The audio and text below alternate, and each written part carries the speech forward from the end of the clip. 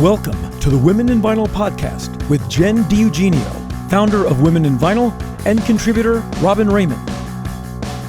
This podcast facilitates conversations with those working in the vinyl record industry to educate, demystify, and diversify the vinyl community.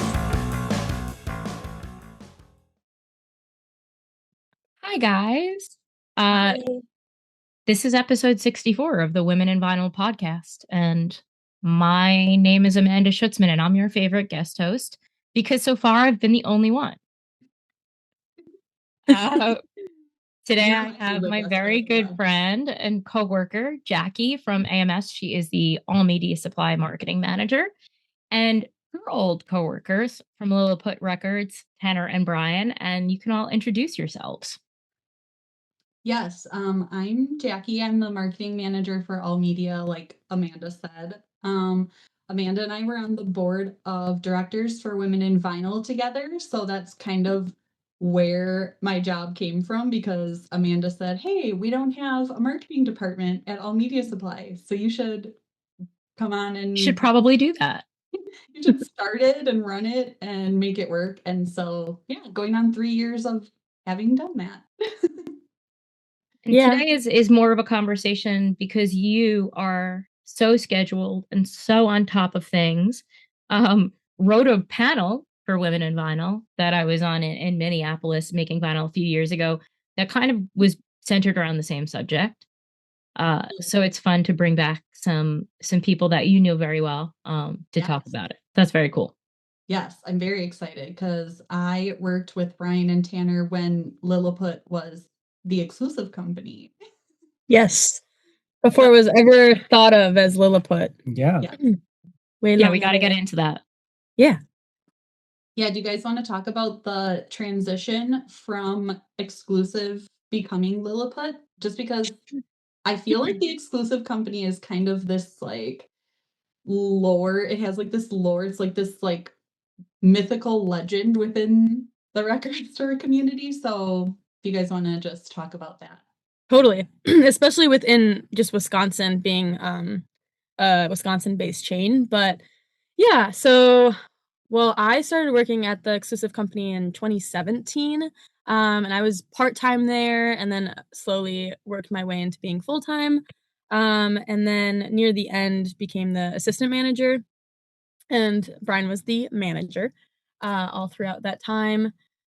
And yeah, we got a call one day, shortly, maybe 4 months or so after Mr. G, the owner of the chain, had passed, saying that his family was going to liquidate the chain.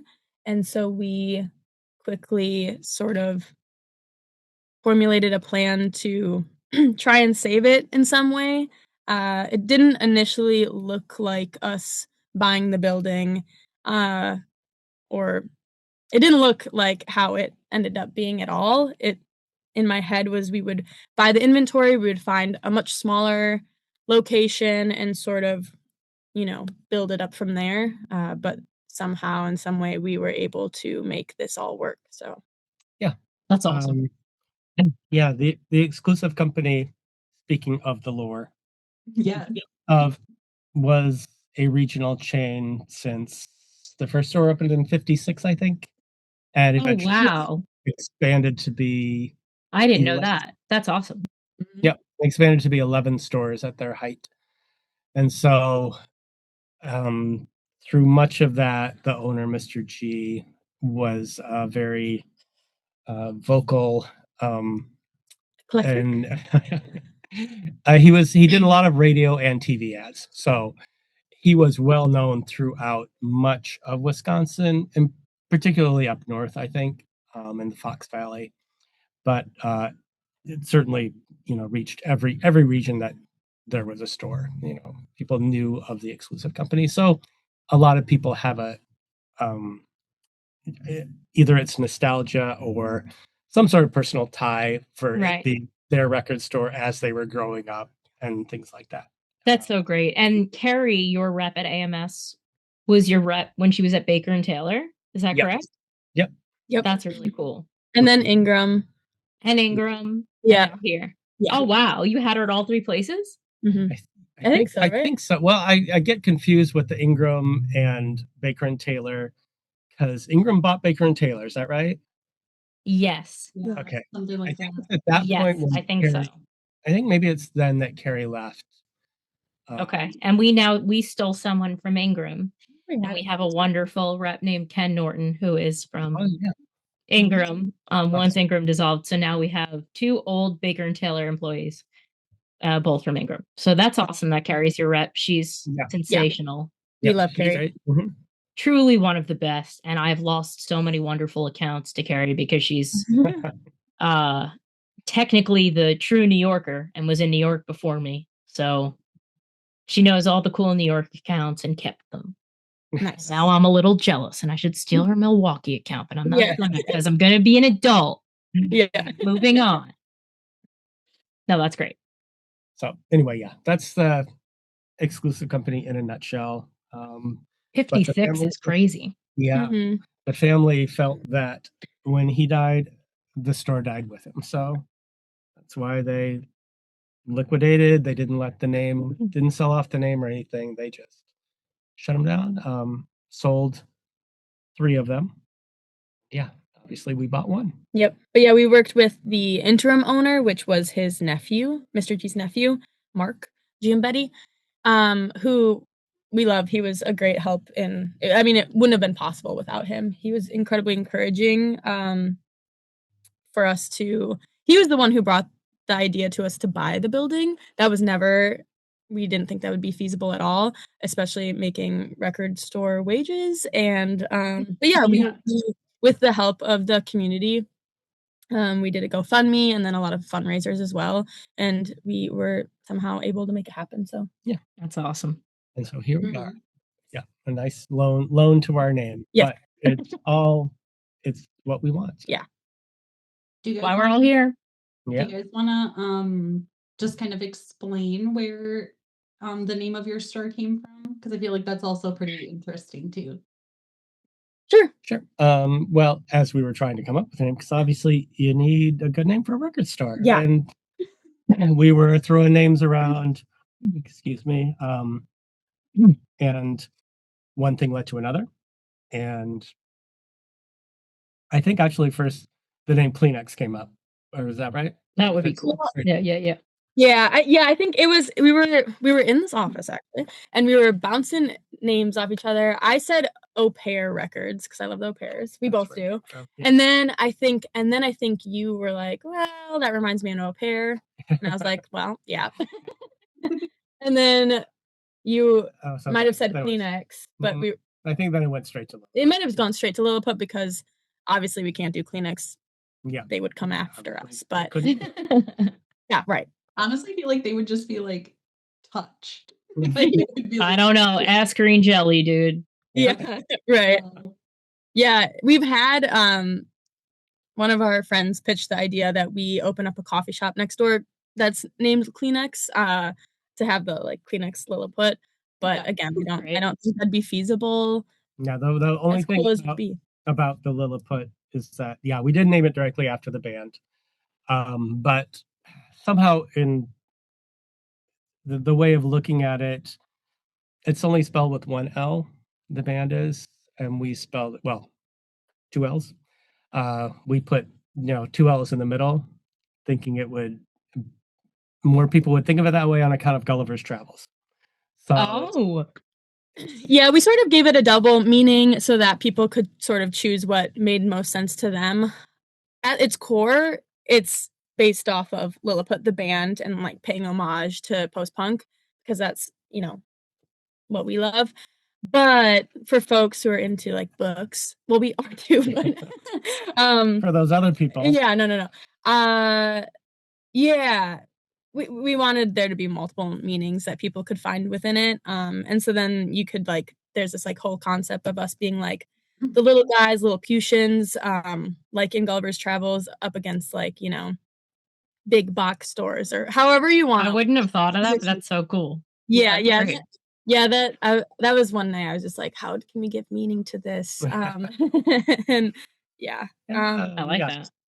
Yeah, the thoughtfulness of it is is awesome. And I think branching off of that, kind of leading into the first part of our discussion of marketing within independent record stores, I think it's kind of basic knowledge at this point that your store should have a social media, your store should have a website, things like that. So if you guys could just kind of explain what you think you guys do differently in now owning your business instead of, running it as exclusive company, in coming up with ideas of what to post, maybe outside of the normal things, like we have this event going on, so that Lilliput is seen as a must-visit destination. Yes, and keeping customers engaged and wanting people from out of town to come to the shop, and how to keep people interested generally. Yeah, well, I think especially in terms of transitioning from exclusive company to Lilliput, obviously we had passion in working there at the exclusive company and running it, but there's a whole other level once you own,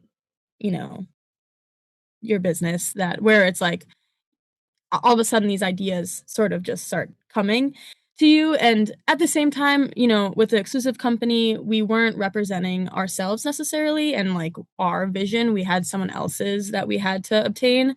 And so with Lilliput, it's sort of, we can do whatever we want, and there's no restrictions, and sort of it's just like, we just run it by each other, and we're like, hey, let's just do it. And for a That's while, a beautiful feeling, yeah. it is. And I feel like in the beginning, it maybe wasn't so obvious for us to think like that because we hadn't for so long. But I don't know. I think just trying to be more creative with our posts. I'm the one who runs the social media. It's not my favorite thing to do in the world. I don't like being on social media. I get it. But I've tried to sort of lean into it.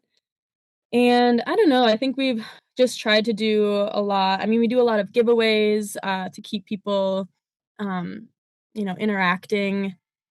And we try to break up the monotony of new releases,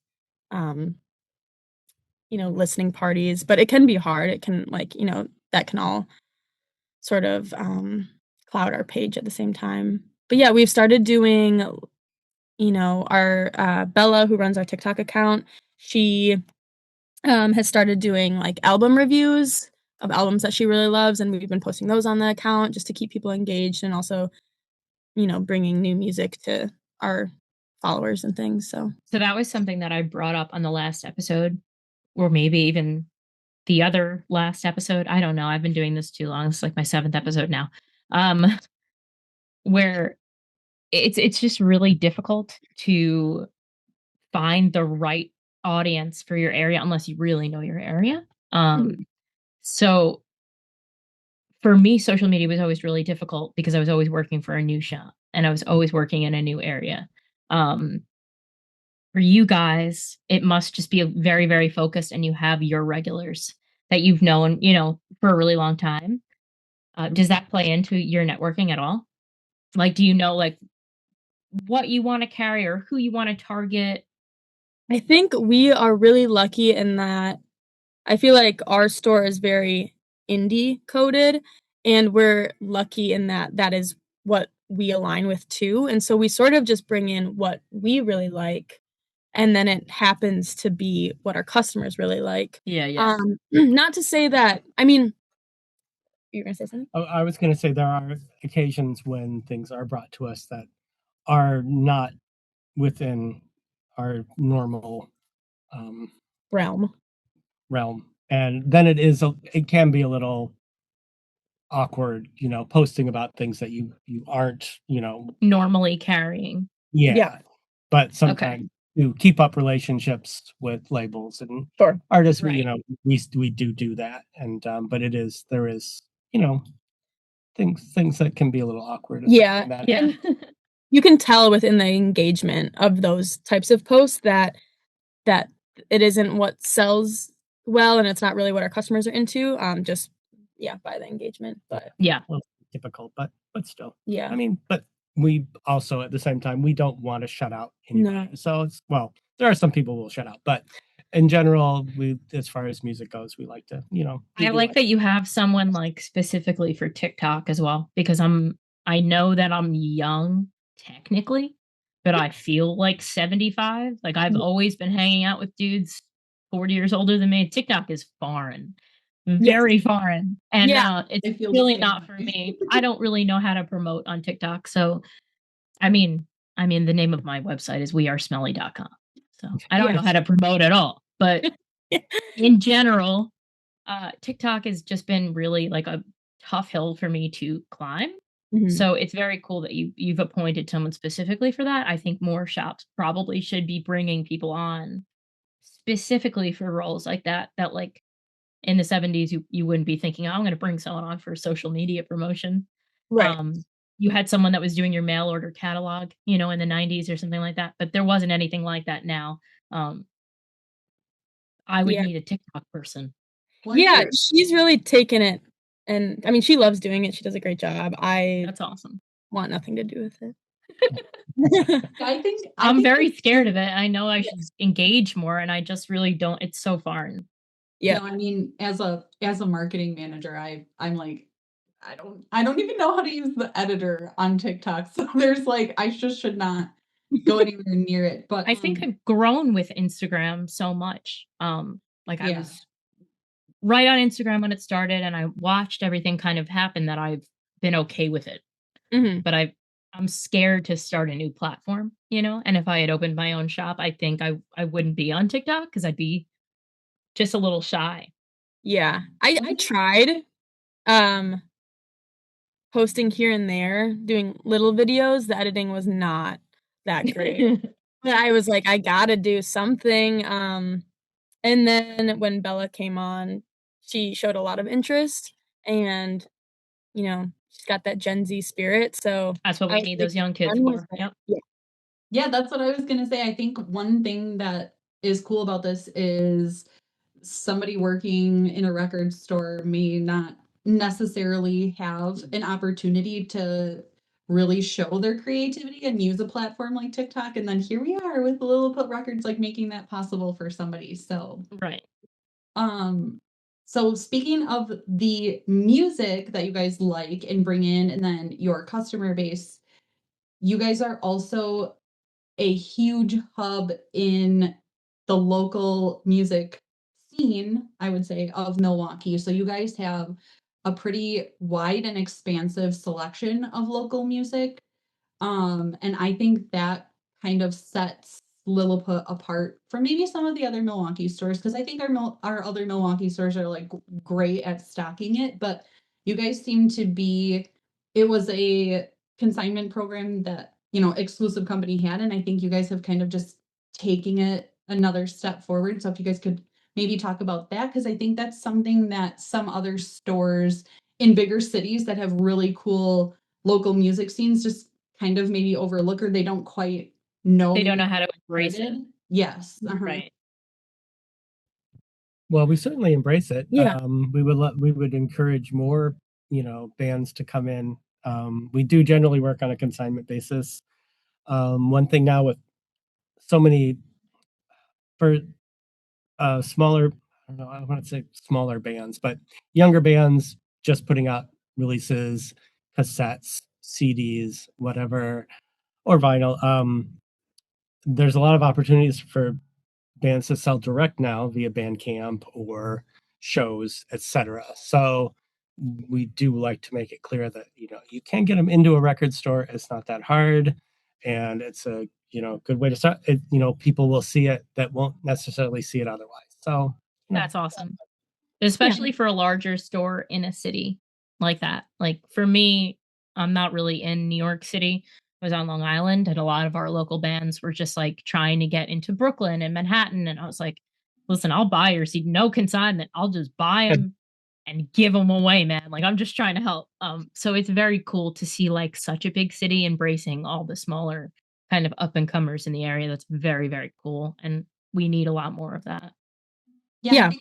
I think that's one thing that I discovered a lot of Milwaukee music working at exclusive company. So you guys kind of taking it one step further, like showcasing it on your social medias and having your in-store events. Yep. Is like, I think it just also, people who are visiting Milwaukee may not like really understand the culture or really want to engage with it. And so having a record store like yours to go to and discover the new music, I think is awesome. So I think a lot more stores, it would be beneficial to them if they had some way of doing it. And I think you guys do it really, really well. So thanks. Yeah, I would like to do like, yeah, I think, I don't know, whenever we get a new consignment in, I try to post about it on our story and just be like, hey, this just came in. And like, we're always happy to do those cross collaboration posts with local bands who drop things off. But yeah, I think the local scene in whatever city you're in is like incredibly important and can lend a lot to the record, like your record store. And so sort of like leaning into that is really could be really cool and beneficial to your I mean, store. it's all And then just very the community connected. All afterwards. those small local shows that are Mhm. happening at all those small local venues, you know, Mhm. you want those people to know it's available at your local shop. You Yeah. know, so it's super important. Yeah. And we have a stage. It's quite small, but it does the job. And we for a while we're having local bands come and play pretty often.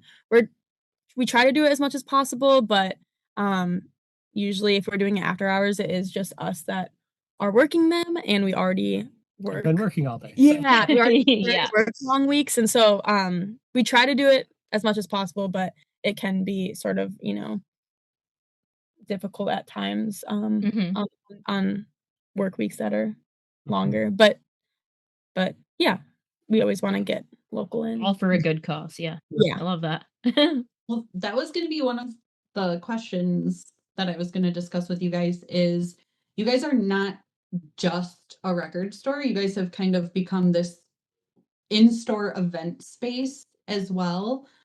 So if you could just kind of go over and explain the overall benefits to having that.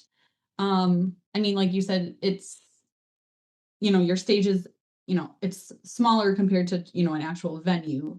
But if you could just kind of go over the benefits of being a store that it has the capability of hosting, and maybe explain one of the last events that you had, what your customers' feedback was, because I think it's, you guys are kind of this, you are what people like myself and Amanda want in a record store. Like, we want to come there and buy vinyl, but we also want to buy books and we want to buy shirts and we want to get, you know, in line for an album signing. Like, we want all these things and you guys do it. So Yeah, I think it started as really small, just labels and bands reaching out and asking if we wanted to do this thing, whether it be, I don't know, you know, yeah, a signing or, you know, in store, and us just saying yes, and then it kept snowballing into more and more and more.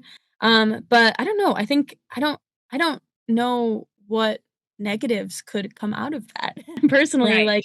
Like I love doing all of these types of events. Like our last big event was Frico. They're from Chicago.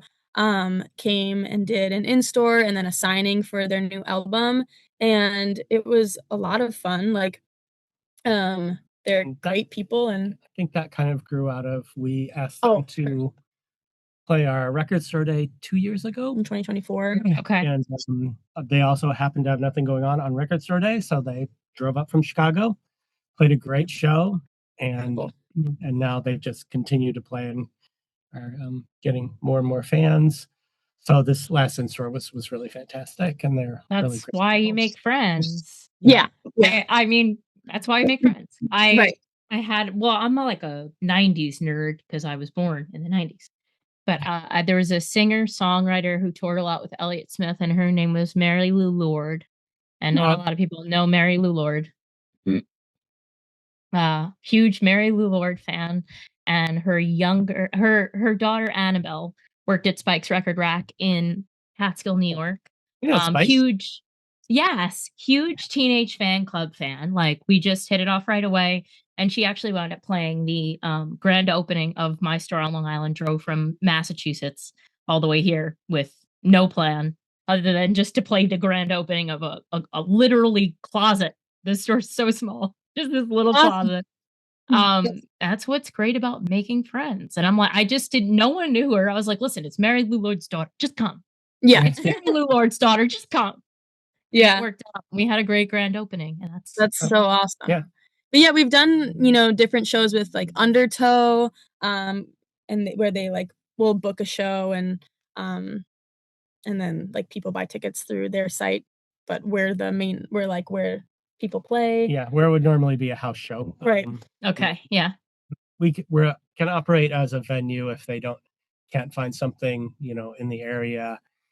And that's worked out great for about half a dozen shows or so. Yeah, but we love it because just like Record Store Day, you're getting in new groups of people, and even if they don't come back, I think there's still a lot to be said about them seeing your space and seeing what you're about, because no matter what, there's always going to be word of mouth. So if they don't come back, they might still tell other folks that they know. And I think for us, shows like that, it's about, the word of mouth and just the advertising, getting our name out there. Even if like for the Undertow shows, for example, we don't make money from that necessarily. We always keep our doors open so people tend to shop, but the making money part isn't the goal of those shows. Right. It's to bring new people in, new faces. And every time we get the list of who is coming to the shows, we're lucky if we recognize one name, which I think is like, that's really cool. Yeah. I think there's like a big benefit to that. Because again, you're just getting them inside. And more times than not, they are shopping. So yeah, but I think the chance to have any new person in the store is a huge benefit because, we'll go out also to a show and you'll be some ballroom with a couple thousand people and we've sold 6 copies of the CD or album. And it's like, where are all these people? We don't, you don't any chance to bring any of them into the store is a bonus. So yeah. And I think too, even though we are a larger store, we still are very much in our infancy. And I think, we're almost 4 years old, but I think a lot of people still don't know that we exist. And so, yeah, I don't know. Even though I brought that up in the other episode too. Like, Yeah. 4 years later, I'm sitting here at this desk and someone's walking in and saying, "Oh, there's a record store here." And it's like, bro, what have I been doing? Like, I know, Yeah. but we get that all the what time. have I been doing this whole time? Yeah. People will be like, "Oh, I live down the street. I didn't know you guys existed." And buddy. so Yeah. there's right, but also I'm like, okay, well, great. I'm glad to have you here. And there's so many places that when I'm like walking down different streets in Milwaukee that I don't normally, I'm like, oh, I didn't know that place existed. And then it reminds me that there are so many people who are doing that with us. and Right. yeah, so we need to really, this is just another advertising route. I do also feel with having a band like Freako in your store is like Milwaukee and Chicago have this, because they're 90 minutes apart and they do have this kind of direct channel to each other where I do feel like a lot of, and maybe I'm just speaking on behalf of them, but it's okay. I think specifically Mike and Jerry at Loud Pizza will be fine with this, but I feel like there is this kind of either all inclusive or just sort of, hey, we're neighbors relationship between Chicago and Milwaukee. And so, yeah, I think people visiting one or the other, people from Milwaukee will go to Chicago and they kind of look through that local music scene in those shops there. Then same, Chicago comes here. And then when they're in, they can see the Milwaukee artists. And I feel like it's a nice relationship, but maybe perhaps I'm naive and I don't know anything. But from my that sounds right. Yeah. My point of view as a collector who visits both cities and goes to shows in both cities and have lived in Chicago and am in Milwaukee. That is my overall take on it. So moving into, you mentioned Record Store Day and Frico being there on Record Store Day. We do have some stores who are not Record Store Day pledge stores that could perhaps be listening. Maybe they are thinking about becoming a Record Store Day pledge store. You are like the masters at Record Store Day. You are. No, you are, because like I'm just gonna brush off my mic and make sure I'm listening.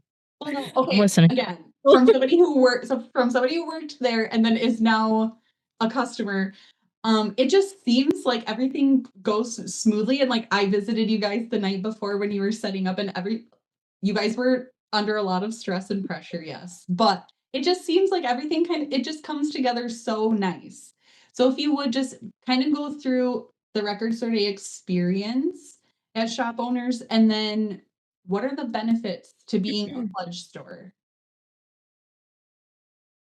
Well, That's a loaded question, Jackie. You can't just like drop that on someone. Yeah, I mean, I think we agree on is that Record Store Day, excuse me, it works really well for our store.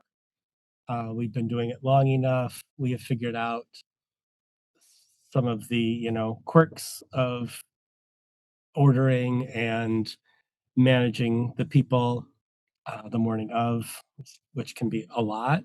And also, we've come to, as owners, we know what to expect out of each other as it gets closer. So he's saying he knows what to expect out of me. yeah, The stress builds. but it's extremely beneficial to us as a store. I could see how.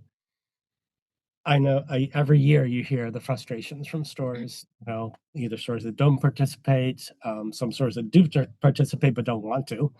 But, for us, it makes perfect sense. We have a lot of customers that we see a ton of our regular customers on that day. There could be flippers mixed in. There's no way getting around it, but I think we're lucky that we don't have a lot at our store. I think we're lucky that we don't. Any ones that we knew about, they don't come here. Because they tried so often, they made themselves known. Yeah, and they never tried with Lilliput which is good. Yeah, that is actually very impressive. Like maybe they had a change of conscience. Like, okay, these people are actually like local, real people that I know. I probably should not try to giving them a lot. That's being very generous, Jackie. That's what she does. To be positive and give them the benefit of the doubt. Still, okay. No, it's very, very, very kind.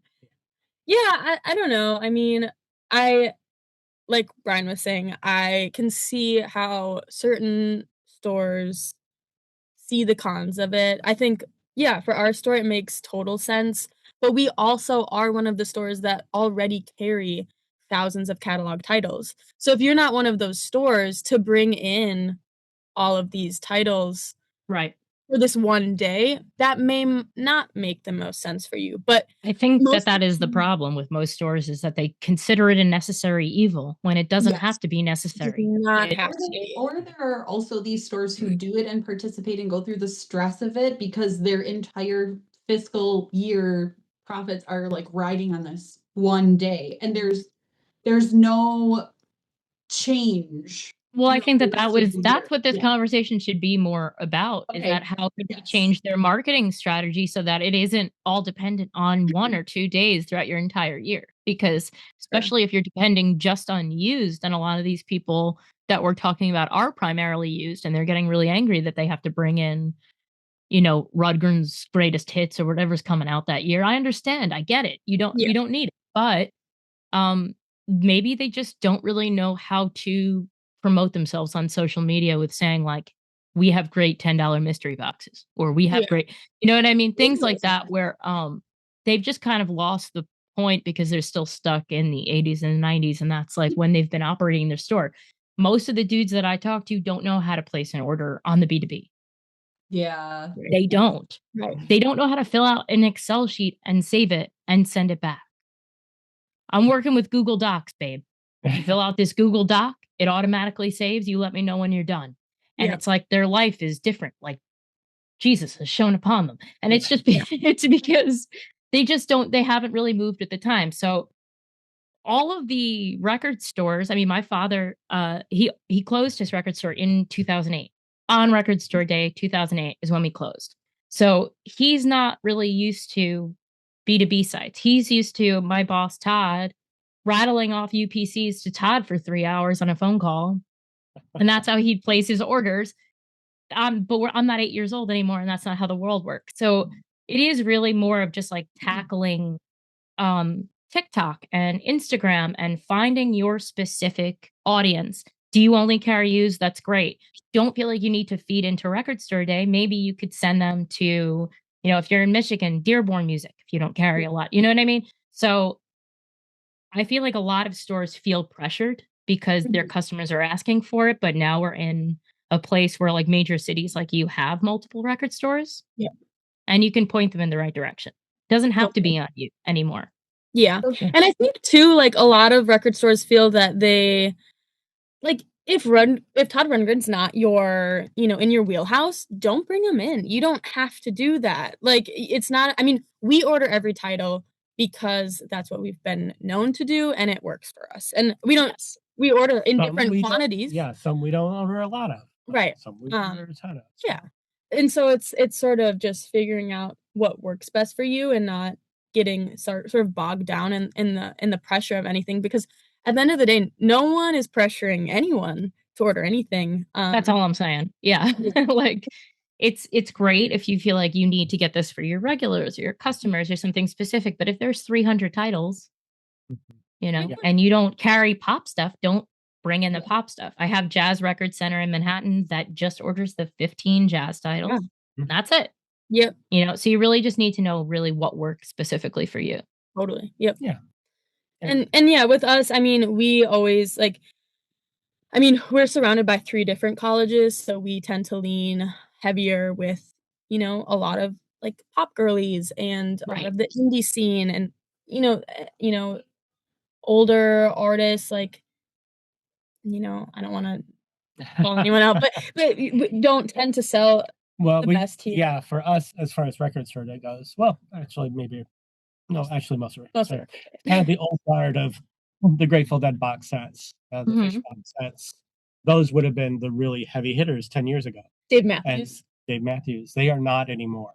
So for us, so we bring in less of those than we would have in the past, but we bring in far more of other things than we ever would have before. So and it's easy to get frustrated as a store when you look and you see all these records that are left over that didn't sell. But right, nobody's going to sell everything. But I think it's a trial and error. Practice makes perfect. Sort of. I'm 4 years in and I figured it out thing, and I think that's really what it is.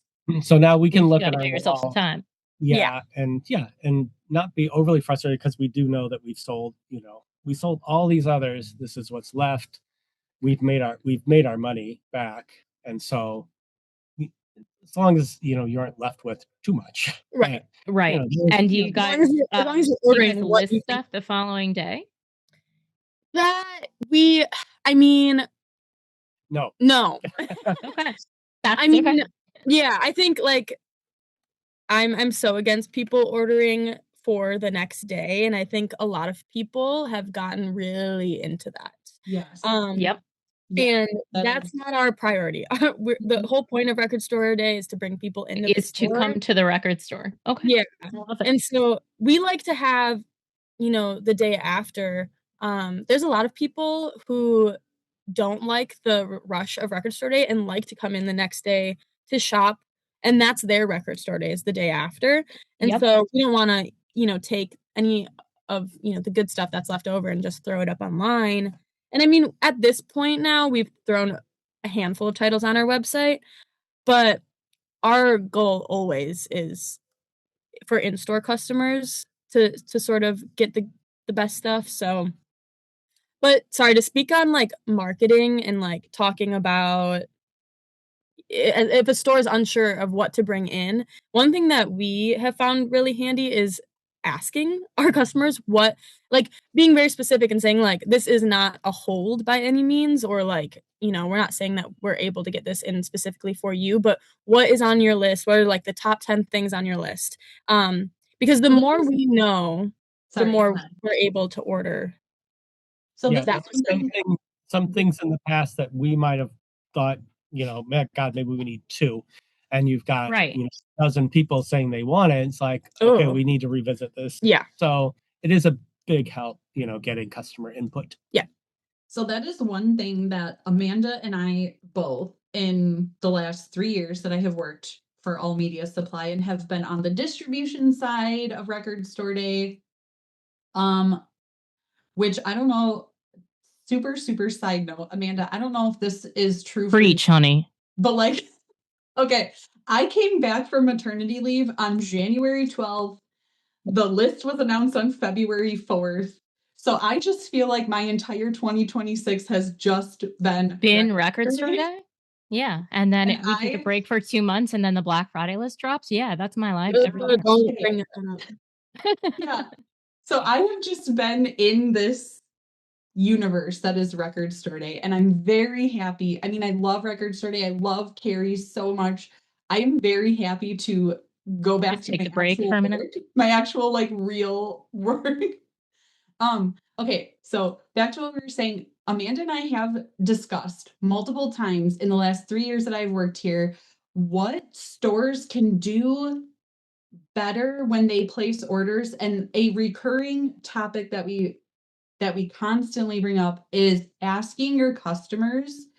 And there are so many stores that do not take the time and thoughtfully ask their customers what they want. You guys do this, and what do you think is the best, most effective way of getting feedback from your customers? Because maybe perhaps these people don't do it because they're like, I don't know how to ask, and I don't know, so I'm just not going to do it. Yeah, well, I would say this wasn't our idea. I think Adam from Eroding Winds in Oshkosh Appleton. He doesn't know me, but I love him. He's incredible. Yeah. Yeah.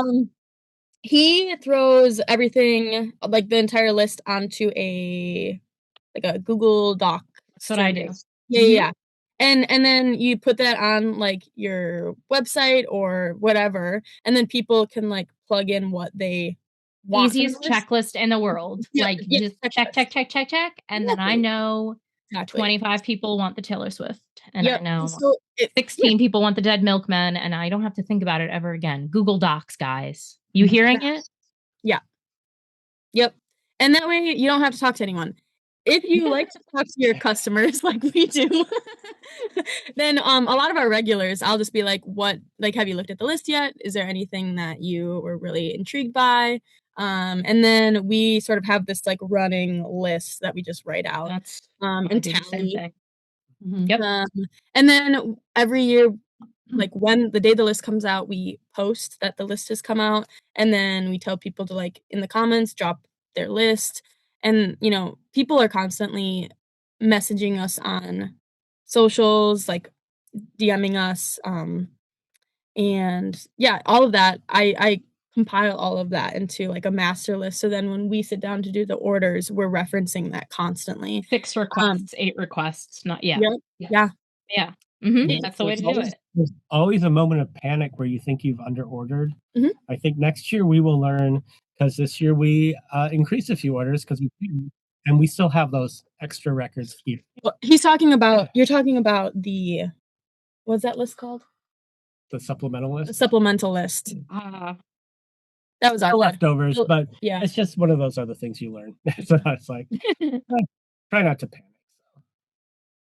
Do you guys attend summer camp? Yep. I feel like I've only met you once, and I feel like it was at summer camp, so that makes sense. That makes sense. Yep. We'll be there again this year. See you soon. Yeah, it's coming up. Yeah, we gotta buy our tickets, our plane tickets, or else we're gonna drive. Okay, so we were talking about stores that kind of how they do Record Store Day may not be helping them or be as beneficial as it could. Do you think that creates this kind of weird culture around Record Store Day? Like the customers that come in to shop, essentially we hope that they love it because they're there and we're making all this money and the store is packed and full.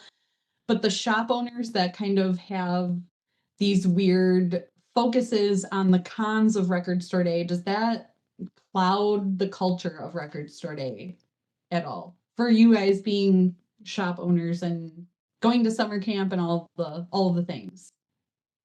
Say for sure. Yeah, I think definitely couldn't cloud Yeah, I mean, everybody knows how stressful it is. Everyone knows, No one wants an added you're stress busy. to an already stressful season. Yes. Yeah. But the one thing, when people always ask how it was, I was like, it was really busy, but it was a lot of fun. I mean, it is one of the funnest days that we have all year long, because it is just all of our, so many of our favorite customers. And it's just That's what it's always been for me. You know, like I understand people disliking it or like that, but I think it's just that they're so focused on the politics of all of it that they're kind of losing the sight of it. It is about the music and the releases, and it's about your regulars and making the people that you know happy. So when I always ordered for Record Store Day, I wasn't really thinking about coalitions. I wasn't really thinking about any of that. I was really just thinking about like, this guy Tony, who's 72, really wants this freaking Tangerine Dream. And I'm gonna make sure he gets it. So that, I mean, for me, that's all it's about, dude. I don't care. I just want to take Tony out to dinner on Thursday night and talk about what I got in so you can get online early. Yeah. That's how we are too. It's like, when we're ordering, we'll see this and be like, okay, we wanna order enough so we hope that this person and this person can get it, because I'm guessing that it's on their list. And like, I don't know. I mean, basically, you've got it's just a store full of people buying records and CDs all day long. It's like, I'm like excited about it, excited about the music that's in their hands. And I don't know, that's what we love about it. I mean, sorry, go ahead. Well, no, I was just gonna say, that's why it is one of our most cherished days of the year, because we get to see everyone being so excited, and our employees are excited, and and the one, I think it's also a testament to you guys that you guys really go, maybe not out of your way is not the correct phrase, but you guys really put in a lot of effort to really hosting the day for your customers. You will have coffee, you will have food trucks. So stores who are not doing that, are they missing an opportunity to really, I mean, the store gets like a beautiful updated cleaning. I mean, this is your chance to showcase your business, but you also collaborate with other businesses around to host your customers. Do you guys, come up with a list? Like, what do you do to curate this day for your customers and make this like you're hosting your customers in your business? What do you do to like kind make of it your own? Yeah. And well, I think it's evolved over the years, and it's to the point now where we have some businesses coming to us with their own ideas of there's one brewery in town, indeed, that they do a weekly vinyl night every Wednesday, and they raffle off a gift card from us for that. But for Record Store Day, they also were offering a free pour if you bring in your receipt, and that was all their idea. So things like that. It's that's like, everyone should do that. If you have a local brew, just do that. Just do that. That's kind of where the culture shifts for me. I think is because the stores that kind of only see the cons of it, they get so laser focused on, I have to bring in these titles and I have to do this, and then they're kind of forgetting about these other pieces that go into making it a really fun experience for their customers. One thing we've seen as the years have gone on, obviously we focus, Record Store Day it's about the Record Store Day releases, but what we see is, once that passes after the first few hours, we do have a lot of our regulars coming in, or just people that come out because it's Record Store Day, and they're buying non-record store day releases. Oh, yeah. They're buying CDs. They're buying just catalog titles, and they're coming out to support the day. We do usually run small sales, which helps as well. But we stock up on our catalog titles, and like I said, clean up. We have DJs throughout the day, and usually a couple bands at the end of the day. And we do like raffles, a lot of like ticket giveaways and things for everyone who comes in. Do you like partner with a local venue for tickets? Yep. Yeah. We awesome. Yeah, the Pabst is one of the main venues that we partner with, but then we do other like small ones too, and bigger ones. and Summerfest usually. Summerfest too. Yep. They'll usually give a handful of tickets that we hand out to like people in the line. So I think this year they gave us like around 100 tickets. And so everyone got like one ticket who was waiting out in line as just a perk for spending the night. I think our first person in line was there at like 4 p.m. the day before. I know, and we had like a terrible, I don't know if you remember the weather, Jackie, but it was like really rainy, and I can't do it. I can't watch people stand outside the store. I like hand out ponchos. I'm the worst. There were tornado watches. There were tornado watches. I know. Yeah. I was at Thinks, and I was like hearing the tornado watches. Yeah. And I'm like, there are people outside our store right now. Are they okay? I was thinking about that the whole time. I just kept saying, like, God, I'm just wondering about those people on the east side, like waiting in line. I'm just so worried. It freaks me out. But we checked in on them when we got in. Everything was okay. Yeah. Yeah. Yeah, they were happy to be there. Yeah. That is not like a part of the country that I have to worry about. That's crazy. That's wild. Yeah. Tornado warnings on record store day. The whole entire week, we had 3 or 4 nights of tornado watches. And then like the week prior, there was 1 or 2. So leading up to, I was like, oh my God, these guys, they have so much to deal with leading up to the biggest day. Yeah. Luckily that didn't affect anything. Yeah, it was extremely stressful because I thought it would. Yeah. I had a dream earlier that week that we had like 100 sales, or no, we made $100 and there was no line. And I think it was like in part of the weather, but thankfully it cleared up for record store day proper, and it was still a great day. Mm-hmm. So you briefly brought up, Amanda, coalitions. I did, yes. There might be some people listening who I did not know what a coalition was or that they existed until I started working in a record store.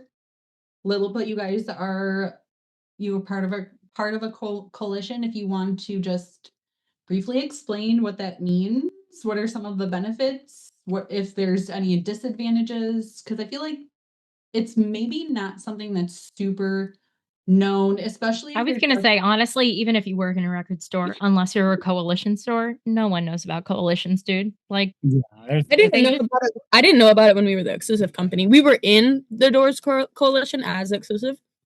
I had no idea that we were in it. Compared to the thousands of stores, in the country, the ones belonging to coalitions is very, very small percentage, right? Very small. I'm not sure exactly how many stores are in our coalition, but yeah, we're part of the Department of Record Stores. I think there are, correct me if I'm wrong, at least 3 coalitions, maybe 4 now. I think there's 4. Yeah. Okay. We're part of this coalition. It is a group of record stores that they work closely with distributors, labels, to promote things, artists, whatever, run programs for rebates and sales. Mm-hmm. That's where my head is as far as the coalition. Yeah, that's the gist of it. But I think like the advantage of it is we sort of have these other people like Adam from Eroding Winds, and Matt from Reckless, and like Steven from Down in the Valley, who is great too. Yeah. but who are sort of like in our back pocket, and we're in theirs, who we can bounce ideas off of, and sort of just, I don't know, it's like every record store day, Adam and I are texting like, hope tomorrow's great, and like that kind of thing, where we've just sort of got each other's backs. And I think that's like the biggest advantage. And knowing that you're in different parts of the country, you Totally. know, yeah, like and like, that's all great. Being able to gauge where everyone's at, Yep. all over the U.S. is very beneficial to every store. Yeah. That's why I push stores like go to summer camp. I know that you feel like you're a small store and like you don't go to summer camp because your opinion matters. And talking to all the bigger stores amongst the smaller stores and talking to the labels and your reps and all being in the same place is just super beneficial for a totally. store. And it's nice too to sort of be like, oh, you're experiencing that same thing. That's really good to know, because we were under the impression it was only happening at our store, or vice versa. And yeah, there's some reassurance there that I don't think you would get otherwise. Right. So, yeah, I'm also under the impression that within the coalitions, it is very much like a collaboration, people supporting each other. It is sort of this breeding ground for different ideas, whether that be good or bad. And here on the distribution side, specifically at All Media Supply, because I think our customer service is like top level, because I would say, what, 87% of us are record store people. We all came from a store. So when I say we truly care about what our stores are doing in their business, it's for real. I'm in a basement and I don't make commission and I'm really poor. So. But within these coalitions, but I love what I do. I mean, I do too, yes. But within the coalitions, these ideas can be had and shared, and then it can be brought to the distribution side. It can be a bigger conversation that kind of just grows. I mean, that's what I see it working really well and being a huge advantage. Well, that's what I kind of like about coalitions, and the fact that you're saying that there's 7 when I only know about 4. No, it's awesome. No, it's cool because now, hold on, wait. No, this is hers. This is a new coalition that like basically doesn't exist yet. Okay, and it's so see. Go, Jackie. There's 5. There's 5. We're gonna. You can just tell me now. There's 5. So on this call. It's Ryan from Rosie's in Pittsburgh, Matt from Clarizio in New Jersey, and Vintage Vibes. It used to be Vintage Vibes 420, but she moved her address and now it's not weed related. I can't remember where she's from. But SIRS, Seriously Independent Record Stores, brand new coalition that is being birthed. And I'm very excited to hear about it because they're just always complaining and they're always right. And it's like, okay, I can fix that. Let's do that. I was actually asked to be on one of their calls with Todd roughly a month or so ago. It was probably a week or so after the list came out. So okay. Yep. So the list came out and we were on this call with them roughly a week or so after. So 2-ish months ago.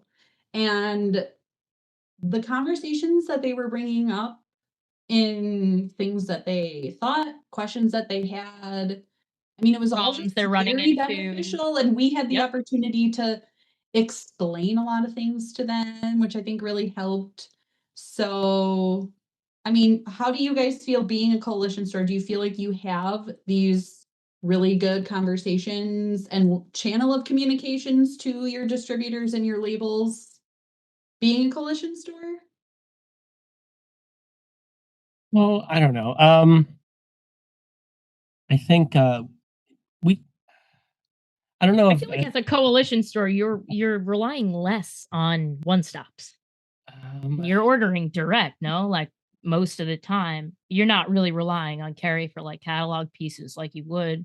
Well, we actually do rely on one stops for a lot, and we're not direct with all the majors. So all but Universal. Yeah. So we do still rely on one stops for quite a bit, and they still fill the gap. You know, if you need something quick, or it's actually like good to know, because there's a lot of reps that are just under the impression that coalition stores don't need us. Oh no.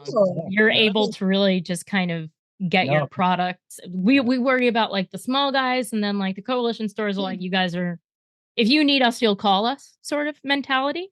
Which like at least you probably don't have, because Carrie is like the best. Yeah. And I feel like, I don't know, at least in talks that we've had with other people in our coalition, I feel like a lot of the times majors aren't the most reliable. And so even though it's a little more expensive to go through a one stop, the reliability's there. The peace of mind is Yeah, especially with new releases and things like that, or even some catalog, the majors will just run out and they will send them off to the one stop, so exactly. Okay. That's where you get them. So it's just a matter of watching what's going on. But I don't know if it's necessarily beneficial as a coalition store, working with one stops or whatever. So but Brian said something really important that I want all the record stores to listen to, and it's watch what's going on. Can you guys watch what's going on? Could you do that? And then if you have a question about what's going on, you could call me. But you should watch what's going on, because things are always happening. Things are moving quickly. Yeah. And Thanks, Brian. Yeah, of course. Do you think there's any disadvantages to being a part of a coalition? Like, do you feel restrained in any way? Do you feel like, is there any sort of like umbrella guideline that you have to adhere to? No, I wouldn't say so. Yeah. We certainly voice our opinions as much as anything. So Yeah. there is discourse within the coalition. So it's I don't think it's there's anything detrimental, to it. No. As a coalition, it's a bigger voice as far as speaking to the labels or distros. But Sure. If we unanimously come as doors, opposed to just us coming as Lilliput. Yeah. So we do get at least have some opinion there, and we've heard some pretty heated conversations with it. Yeah, I'm with sure. its coalition calls. So, But rightfully people so. are I mean, passionate yes. about it, Yes. and like Gunnar said, rightly so. So. But that only pushes us further. We have to have those conversations to get anywhere at times. So yeah. I mean, in addition to our livelihood, it's it's our customers too, and we certainly want to support everything that we've worked so hard towards. So. Yeah, in our community. Mm-hmm. Yeah, I answered my customers. That's what I said, Todd. Yep. Like 10 years ago, I was like, well, listen, I answered my customers. I'm not really concerned about what Record Store Day has to say or what this person has to say. I'm really I want to get this guy what he wants. So what's the easiest way for me to do that? Yeah. That's exactly. I just serve this community, and that's my job. Yeah. And when we take that very personally, help us, I like, people get bad Google reviews and they'll write me a nasty email about it. And it is my fault. And it's the guy at UPS's fault. And I know it is. It's at the end of the day, it's my fault. But I also worked at a store, and I also yelled at my rep, and then I realized it's just out of everyone's hands, and it's not anyone's fault really, but the customer is what matters, bottom line, to a store that's just existing there every day. So I mean, as a sales rep, I have to realize that, like, I don't have to answer to your customer, you do. I mean, I do think it is pretty interesting that those of us in distribution are at the mercy of the labels, just like, a store is kind of at the mercy of us. And we are both kind of fighting this bigger roadblock, and we both share it, and we both care a lot about our customers and making sure that they have the music and the products that they want. So we're distribution and store owners. We're kind of one in fighting the same fight. We're fighting the same fight. We have a sales rep named Josh Walker. I wish just like love Josh. Josh is the man. Whoever's listening right now who shopped at Grimey's, he was the buyer at Grimey's for 15 years, and he's the best person that's ever lived. My favorite sales rep ever. Josh Walker. Love Josh. He complains about everything, and it's because he wants what's best for his stores and his customers. And he's never complaining on behalf of the one stop or saying, like, we're not going to make money on this title because it is AB, like, my customer wants this. It could be the smallest store in America, and he does not care. He just wants his customers to have, like, their Friday releases. And it's because he worked at Grimey's for so long and he had that allegiance to his. And we all have that at AMS. So it is like super, super important to us. Like, we might not know the name of your favorite guy, but you're our favorite guy, man. I promise. Like, we're trying to get your releases to you. This is also just as much of a way for us to brand AMS as it is to just have a fun conversation.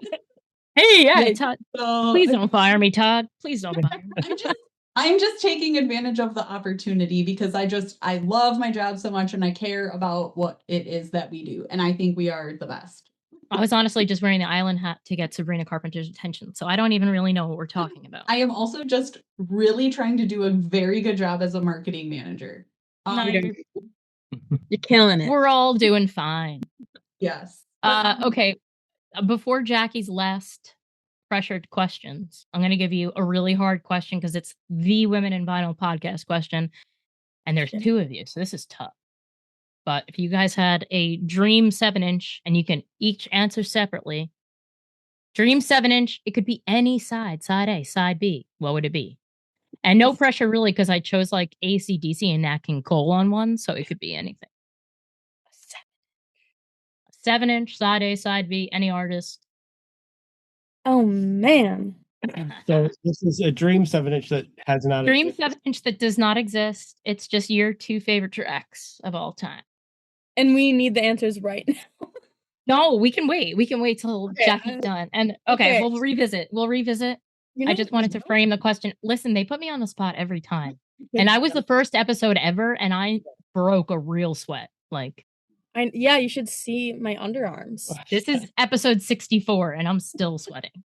So okay. That's so tricky because I'll go home and I'll be like, exactly. That was my problem. That's why. And then I thought I'd be ready for the second time that they did it to me, and I wasn't. Yeah. I wasn't ready. Yeah. I mean, we got through all of my talking points. Maybe we didn't hit every single question, but that's okay, because this was better. This is better than what I thought up in my head. My last part was just going to be closing remarks. Like, do you guys have any words of encouragement or wisdom to share, or anything positive for stores out there who may be stuck with marketing and not really know what to do, how to be involved in their community more? Well, I'm still learning. I think that's like part of it is just like saying yes to as many things and then seeing what sticks. And just being open to stuff has been really beneficial to us. And that goes for, like, you know, other businesses reaching out and you reaching out to other businesses, and just seeing like what works well. And that might be my best. My best advice would be to remember that you have the best job in the world. You're working in a record store, you own a record store. Really, there's nothing. Yeah, don't lose sight of that. Because when you lose sight I love you, Brian. Just words of wisdom all day. Yeah. That's him. Yes, if you're having fun, your customers are gonna. Yeah, I think that, make it fun. Yeah, and make it fun for your employees too, because what's the point of having a a record store and not having fun? Yeah. Right. I have two songs. They don't work as A's and B's. Well, they would both be A's. Yeah, believe me. Compared to mine, I'm sure they do. Can they be one-sided singles? Sure. Okay. Yeah. Buzzcocks, Real World, and The Clash, Lose This Skin. Neither have been on 7-inch. They should have been. That's all I have to It's say. a perfect side A, side B. It's way better than any of mine. Yeah. I love that. I don't know. All right. Like a Granddaddy song and maybe like an Eldest Harding song, but I haven't picked all of mine have been absolutely wild. Just know, like, I think one was Bad Brains, How Low Can a Punk Get? And then the other side was Michael Jackson, PYT. So like, it doesn't, I don't think it matters. It's just been a whirlwind for me over here. I love that.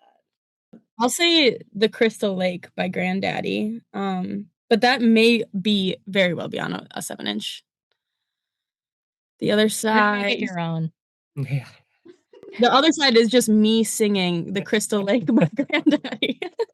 Okay, so now I want it, and Robin, we have to make it lathe cut in real time. Right. Hell yeah. Thanks, guys. I appreciate it. This was really great. Yeah, I can't wait to see you at summer camp, and I owe you guys a drink. We won't be sick by then. Yeah. So. A mimosa. As I like to say. I love a mimosa. We'll spot you a mimosa too. Thanks, guys. Yeah. All right. Have a great day. Bye. Bye. This episode has been brought to you by Women in Vinyl and Red Spade Records. Thank you for listening. Please remember to subscribe, and you can always contact us directly by visiting www.womeninvinyl.com.